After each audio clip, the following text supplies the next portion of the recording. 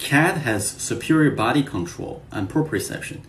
Take a look what happens when their superficial layer of fascia becomes stuck by a tape. Fascia is not only a tissue that helps with movement, but it's a sensory organ. Now, this might not be directly applicable to humans because we have different level of fascia sensitivity. You can get an idea what happens when there's fascial adhesions that are deep within our body.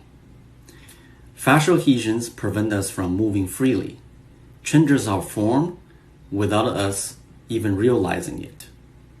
Fascial adhesions causes stiffness, restricts motion, affects our entire body, causing us to compensate. If fascial adhesions are ignored and left alone, the problem can grow bigger and worse, causing pain and discomfort. Because fascia is very tough and hard to change, once it's working against us, it will take a lot of work to remodel it. Click on Basic 3 HFT exercise icon on the main IG page to discover and address your fascial adhesions.